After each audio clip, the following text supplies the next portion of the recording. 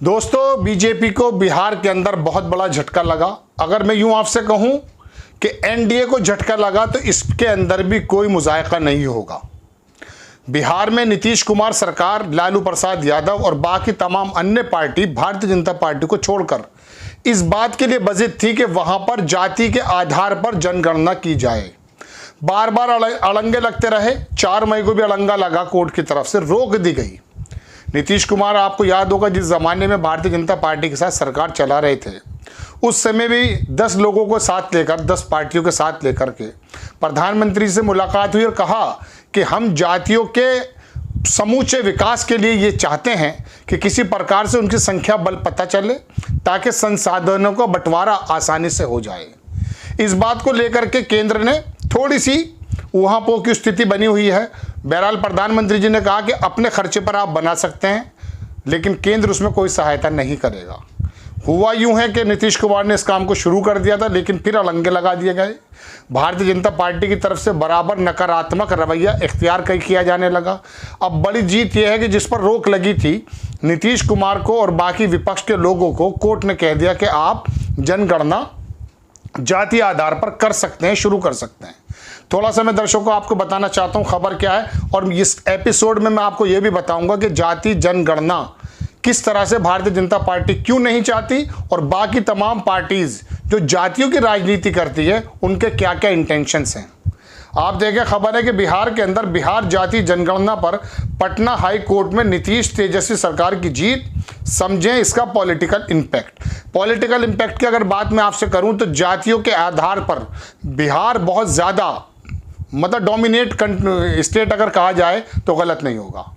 वहाँ 2024 में जिस प्रकार से एनडीए या भारतीय जनता पार्टी हिंदुत्व की राजनीति करके देश में और बिहार में भी ये चाहता है कि एक बार फिर तिबारा से सरकार बन जाए, जाति जनगणना के एतबार से इन पार्टियों के हाथ में कैसा मुद्दा लग गया है दर्शकों, कि हालांकि इंडिया के नाम से जो विपक्ष बना है वो ही काफ़ी था, लेकिन अब ये मुद्दा जातियों में बांट करके लोगों को जो राजनीति होती है इसके क्या फ़ायदे हैं वो भी मैं आपको बता दूंगा।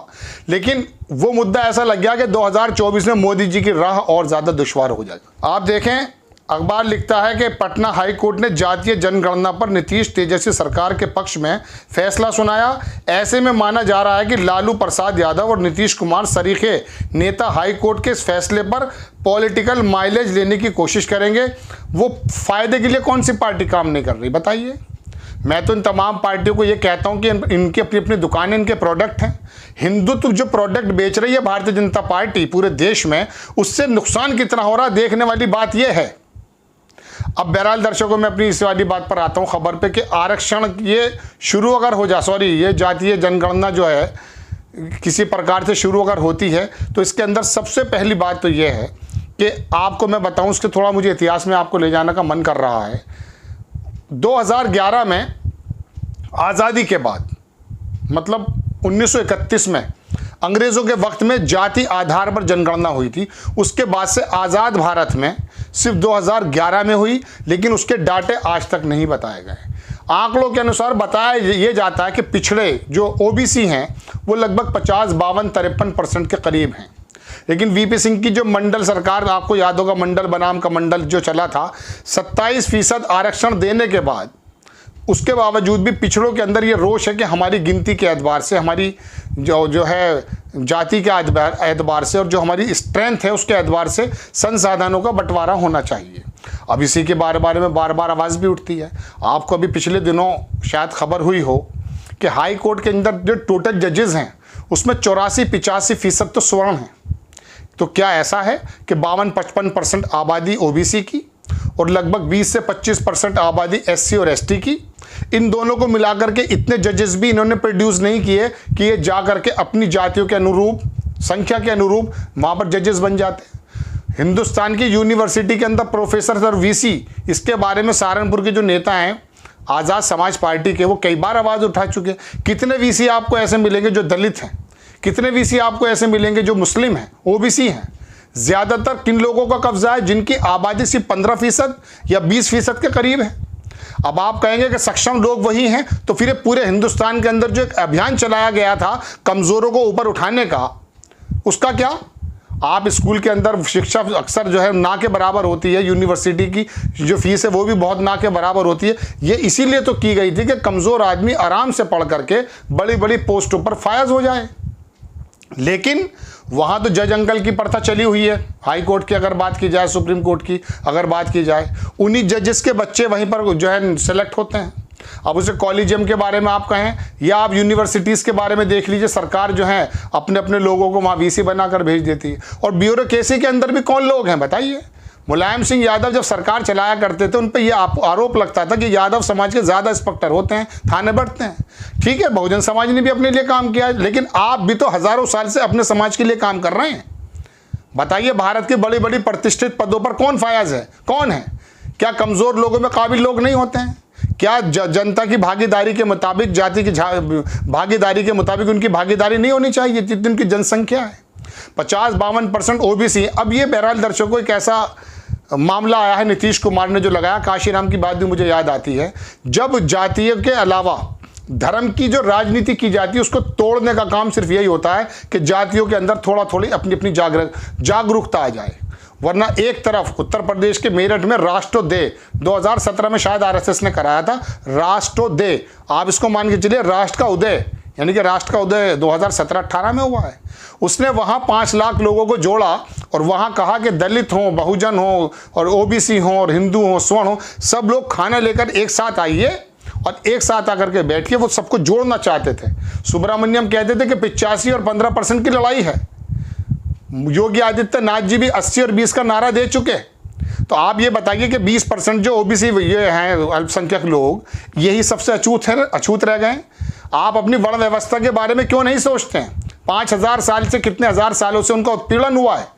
यदि किसी शूद्र के कानून में जो है गीता के शब्द पड़ जाए तो उसके कानून में शीशा पिघला कर डाल दिया जाए। क्या मनुस्मृति में यह नहीं लिखा है? दर्शकों, बात यह है कि 2024 के मद्देनजर मुझे भी बताना था आपको कि किस प्रकार से बिहार की राजनीति करवट लेते हुए वो 40 से 39 सीटें आने का सपना इससे धूमिल हो जाता है।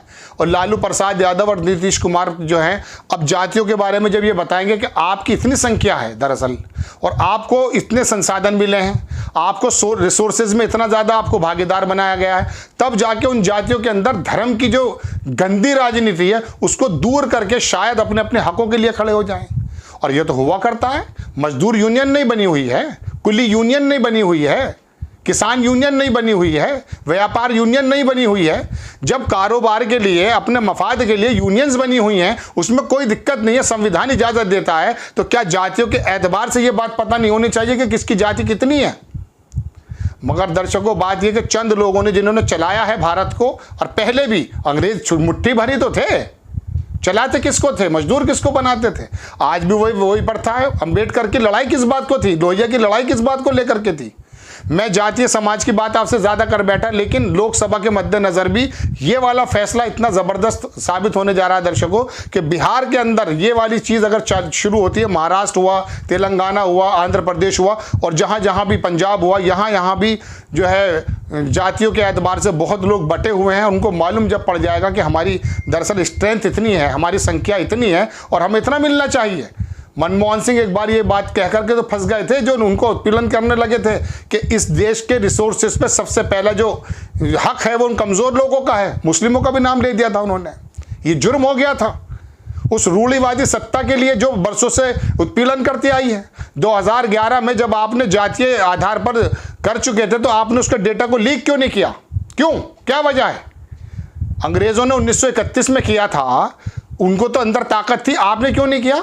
आप हर 10 साल में कराते हैं जनगणना, जाति मतगणना, जाति जनगणना करने में दिक्कत क्या है? क्योंकि आपके सिंहासन डोल जाएंगे, जनता आती है, यही तो नारा दिया था, सिंहासन खाली करो। अब बात यह है कि आपको एक ज़माने से तमाम बड़े बड़े मनसबों पर, बड़े बड़े पदों पर आप लोग फायाज हैं, आप लोग नियुक्त हैं, आप लोग प्रयुक्त हैं, आपको चुना जाता है। अब ये दर्शकों 2 खबर का मुख्य जो है इसके अंदर मैं कहता हूँ कंक्लूजन है। एक तो मैंने ज़्यादातर बात आपसे सामाजिक स्तर पे की है, इससे क्या क्या फ़ायदे, क्या क्या नुकसान होने वाले हैं। दूसरे, इससे बड़ी चीज़ जो मौजूदा 2024 में इलेक्शन आ रहे हैं, बिहार की ये राजनीति, बिहार की ये चीज़ कहीं ऐसा तो नहीं कि 75 में जब लगी थी, कह सकते हैं जो देश के अंदर आपातकालीन की स्थिति ले आई थी इंदिरा जी, और 77 में मोरारजी जी की सरकार ने उखाड़ फेंका था, वो बिहार से तो जन्मे थे। बिहार की छात्र यूनिवर्सिटी, छात्र जो आंदोलन था, उसको उन्होंने बता दिया था कि बिहार के अंदर गफूर अहमद की सरकार को नहीं खत्म करना। मैं जेपी की बात कर रहा हूं आपसे। इंदिरा गांधी की सरकार को ऐसे तो उखाड़ कर फेंका था। बिहार से फिर दोबारा से क्या ये अलग जल रही है? अब ये जाति जनगणना का जो हाईकोर्ट की तरफ से आदेश हो गए हैं, राहत मिल गई नीतीश सरकार को, लालू प्रसाद यादव को, ये क्या गुल खिलाएगी बाकी तमाम देश में, ये 2024 में भी देखना दिलचस्प रहेगा। माफ़ी चाहूँगा, थोड़ा एपिसोड लंबा हो गया, लेकिन जब सामाजिक बात होती है, मुझे पढ़कर सुनाना था, लेकिन जो जो बातें मन में आती चली जाती हैं वो आपके सामने रखी तथ्य के साथ। आपको खबर कैसी लगी अपनी राय कमेंट्स बॉक्स में ज़रूर दीजिएगा। चैनल को सब्सक्राइब कीजिएगा, शेयर कीजिएगा। नेक्स्ट टाइम मैं किसी खबर के साथ आता हूँ। जय हिंद।